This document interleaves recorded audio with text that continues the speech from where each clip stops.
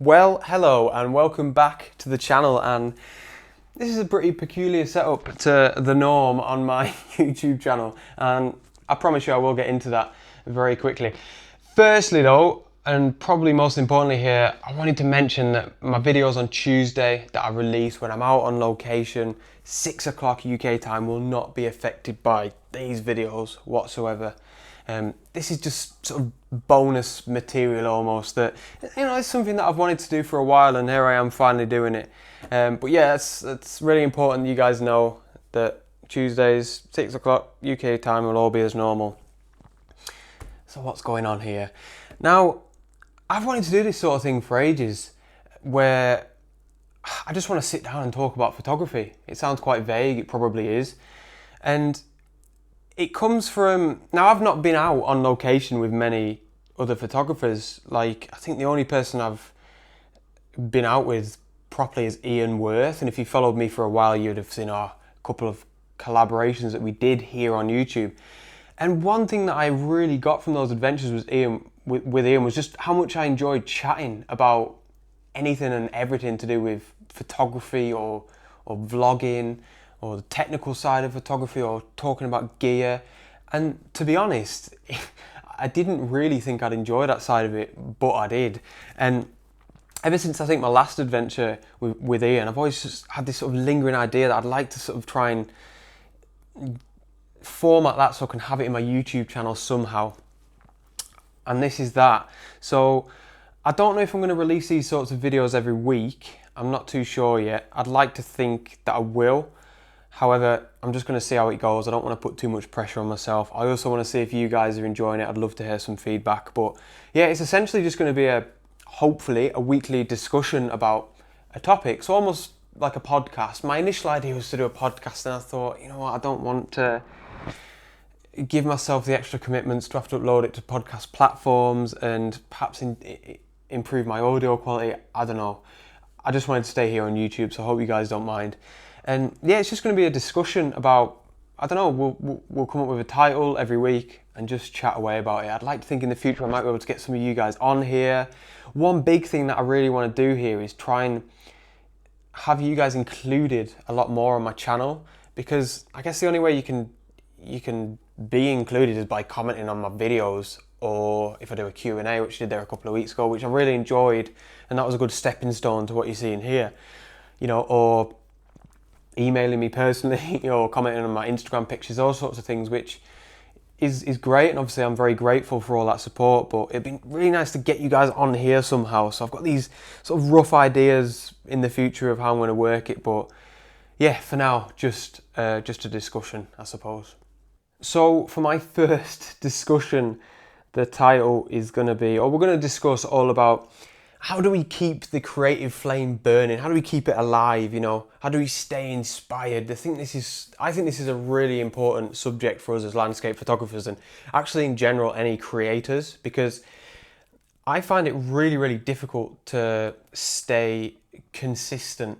A lot of times it can be like exercise, or going to the gym, whereby sometimes you might finish work, you just don't want to go to the gym. You think, I'm not going, I cannot be bothered to go, it's not going to benefit me at all, what's the point in going when I can just sit at home? And it's quite the same with photography at times, but that comparison is brilliant, because there's never a time where you go to the gym and you leave and you think, I wish I didn't go. You're always like delighted and you feel inspired. It's like you've managed to inspire yourself by just doing it. And I think a lot of the times that can be the same for photography. If you just almost force yourself to go out, it always helps to get you inspired, no matter what. I've never had an experience where it doesn't. So I've got a few points that I want to talk about today to how I help to keep myself inspired, to keep the creative flame burning, and also some others that I don't necessarily utilize, but I'm hoping they're going to bring some value to you guys. Now, one thing that really helps me is books. Books really, I don't necessarily mean landscape photography books. And this is something that I've touched upon in the past very briefly in one of my videos. And I'll just use some books as examples. I've got these books called Wild Guides, and they're absolutely fantastic, and they're not made for landscape photographers or photographers at all.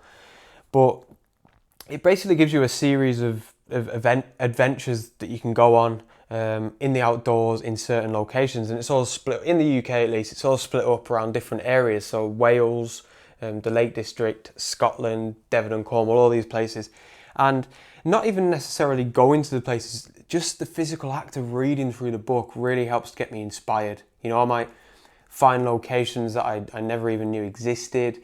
They've got loads of little photographs in the book as well, which really helps to sort of make you, it helps you to imagine how the landscape looks. You know, obviously you can't see everything, but I find that fantastic, and that really helps to, you know, get me inspired when I'm feeling like I'm in a bit of a lull. And another sort of book like that helps me is just general adventure books. So for example, I read I think it was one of Bear Grylls' biographies recently, autobiographies, Mud, Sweat and Tears it's called. It's just class. Like, obviously nothing really to do with photography at all, but just reading about all of his outdoor adventures, how much he pushed himself. In many ways it makes me feel like, Jesus, this man like jumped out of a plane, his parachute failed or whatever, broke his back, and then like months later he was summiting Mount Everest, and it made me think like, oh yeah, I should probably get up for sunrise and go out and take photographs. You know, stuff like that really gets me inspired. I get a lot of inspiration from other people's stories and other people's efforts. That's one thing that really sort of G's me up. So yeah, books obviously are stories, and that's one really good way that I can stay inspired for sure and keep the creative flame burning. So one other sort of medium, I suppose you'd call it, that can really help you to stay inspired and definitely helps me is the internet as a whole, which is a bit vague to just say it like that, but YouTube I think is a really good place to start. What a fantastic platform. You know, it's free, it's absolutely full of inspiring people, especially in the field of landscape photography. It really is just awesome. And for myself, I think in many ways it can be the sort of second best to actually being able to be out on location. You know, it requires little to no effort at all, just to sit and watch a YouTube video on your phone, see someone out enjoying the landscape for 20 minutes. It's fantastic, and obviously tons of tutorials out there as well, things to be learned for free. And yeah, I just think it's almost the idea of, you know, they can do it, so I can do it. You know, that's another thing that I find really inspiring. If somebody's gone out 3 o'clock in the morning in the middle of summer just to go and catch a sunrise, they've got a 2-hour drive, I always think I'm capable of doing that, and that gives me so much inspiration to actually go out and do it. YouTube's awesome for inspiration, it really is. Now, continuing with the theme of the internet, gear research is something I really wanted to mention. Super unorthodox one, I think, to, you know, why does researching gear inspire me? I actually don't really know the answer to that question. I think, you know, of course, it almost forces me to be thinking about the field of photography. I like gear, you know, I spend a lot of the time on this channel basically trying to say, you know, your gear is not massively important, you know, which is true. A lot of you guys would agree with that. But I still love to research gear. I'm really interested about gear, and especially, you know, seeing if I can find a piece of gear that's actually going to benefit me as a photographer in the long run, whether it be a cable release, an L bracket, perhaps a new tripod, something that might shave a bit of weight off my bag, I don't know. But yeah, it's super interested in gear to keep the creative flame burning. And another couple of topics really that help me to stay inspired are actually not really based around photography at all, which is something that I find really interesting.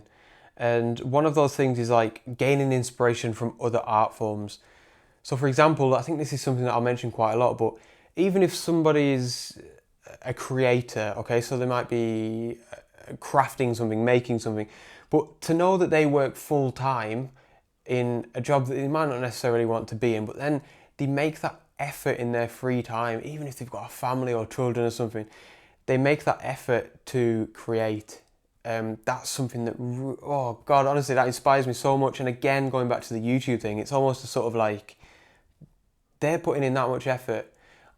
In many ways, I'm in quite a fortunate situation. You know, I don't have children. I've got a lot more time on my hands, a lot more free time.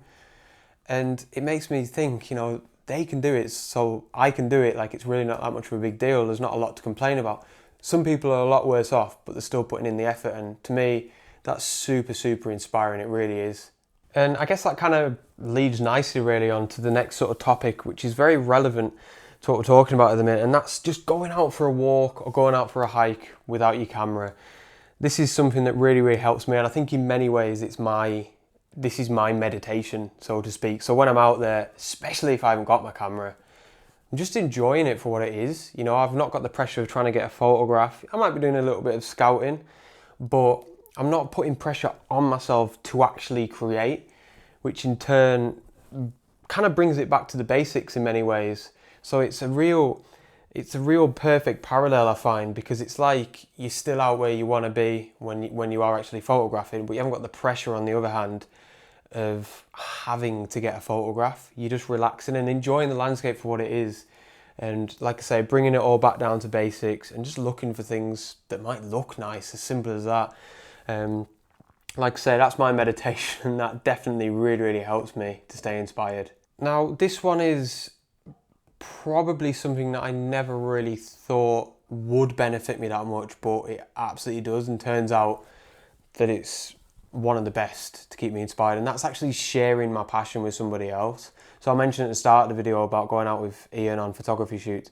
It's just awesome. Like, of course it is. Like, it makes so much sense. You're sharing, you know, it's something that I think about every day, landscape photography. To actually be out on location with somebody of a similar mindset, obviously you're just bouncing off each other, chatting away about everything and anything to do with photography, exactly like I mentioned at the start. And that's exactly what I experienced with Ian, and that really, really helps to get the creative juices flowing. Like, it's just class, chatting away. You learn a lot from each other as well, or I definitely learned a lot from being out with somebody else. That's definitely it's become one of my favourite aspects. And yeah, sharing your passion with somebody else, unreal. So this next one, I've just realised I should probably have really mentioned at the start, along with books and YouTube and stuff. But this one's about just researching new locations. This is definitely one of my favourites as well. It's awesome, just sat at home with a pen and a piece of paper, maybe a map, you've got your phone or your laptop, and just research. You know, even if it's around your local area, you might find a new forest. It's just, in many ways, I find that as quite a big part of the process of actually getting a photograph. You know, we all know it's a process of finding a location, finding a subject and a composition, and you take the photograph and you edit it. You know, you might print it, you might frame it, whatever. It's a really big part of the process, like finding a location. But I enjoy searching for locations, even if I'm not necessarily going to go out and shoot them, you know, the next day, for example. I like it as a process or an event all by itself. I find it really, really inspiring. And again, going back to the books, you might just find places that you never really thought existed, or not even local to you. It's awesome. It's happened to me loads. And that kind of leads nicely into the idea of, you know, if you research somewhere you've never been before, then you'd be going somewhere new. I think that's always, it's probably a little bit underrated actually, whereby you just pick somewhere new that you've never been before, and actually going against what I just said, not really doing that much research, just essentially researching somewhere that you know is going to, oh yeah, this place is going to look nice to at least walk around. Probably going to be a chance of 1 or 2 decent photographs as long as the conditions are all right. Again, going back to the sort of walking and hiking thing, it just releases that pressure a little bit. And, you know, maybe don't put too many expectations on yourself to actually get any photographs. And it's like breaks the habit a little bit of maybe going to the same places, getting frustrated with yourself, and freshens things up a little bit. Really, really good way to stay inspired, I think. So yeah, I think going somewhere new is a fantastic way to just maybe revive some of the inspiration. And I think in many ways, you know, especially if you're going somewhere that you've never been before and you've not done too much planning, another good way is just allowing yourself to make mistakes. Don't put too much pressure on yourself. Don't be too rigid, and don't have too high expectations to actually get a decent photograph, you know.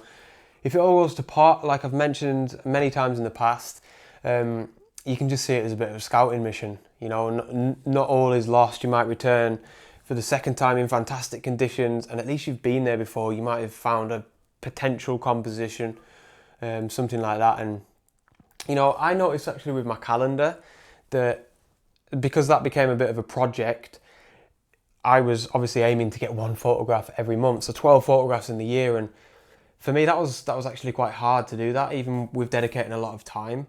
So I think that will be my framework now, in many ways, that if I can manage to get one decent photograph, one print-worthy photograph a month, then I'm doing well. Like, I can be proud of my achievements, you know what I mean? But that's another thing as well, like a project, I absolutely have to mention, like just give yourself a project, not even necessarily a calendar, it doesn't have to be that out there or print or anything. It can just be, for example, all right, I'm going to go out today. Oh, sorry, if it's a project, you could say, all right, I'm going to do a month-long project, and I'm only going to shoot black and whites.